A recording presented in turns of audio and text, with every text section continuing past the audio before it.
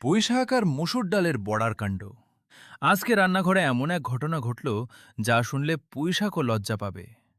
সকালে পুঁইশাকগুলো নিজেদের মধ্যে গল্প করছিল। একটা পুঁইশাক বলল, ভাই, আজকে আমাদের ভাগ্যে কি আছে? আর একটা বলল, মনে হয় আজকে তরকারি হব। ঠিক তখনই মসুর ডাল পাশ থেকে বলল, তোমরা এত চিন্তা করছো কেন? আমি তো ভিজেই আছি। পুঁইশাক বলল, তুমি আবার কে?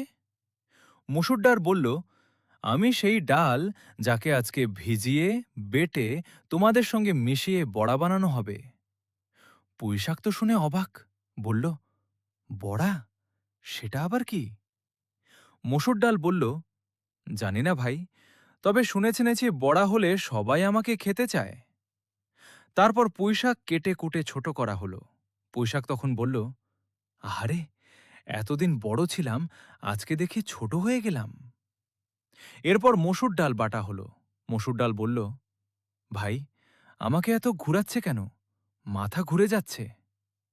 তারপর দুজনকে একসঙ্গে মিশিয়ে দেওয়া হলো, সঙ্গে পেঁয়াজ, কাঁচা মরিচ, লবণ আর মশলা। পুঁইশাক বলল, এত সাজগোজ কেন? মসুর ডাল বলল, ভাই, বুঝতে পারছো না, আজকে আমাদের বিয়ের অনুষ্ঠান। ঠিক তখনই কড়াইতে তেল গরম হলো। বড়ার মিশ্রণ কড়াইতে পড়তেই সবাই বলল, ওরে বাবা, এত গরম! একটা বড়া আরেকটাকে বলল, ভাই, এখানে থাকা যাবে না। অন্য বড়া বলল, এখন আর পালানোর রাস্তা নেই, আমরা তো কড়াইয়ের ভেতর। তারপর এপাশ ওপাশ করে বড়াগুলো সুন্দর করে ভাজা হলো। ধীরে ধীরে রং বদলে গেল, আর চারদিকে ছড়িয়ে পড়ল মজার গন্ধ। শেষে বড়াগুলো প্লেটে উঠে নিজেদের দেখে বলল, ওয়াও, আমরা তো চিনতেই পারছি না নিজেদের।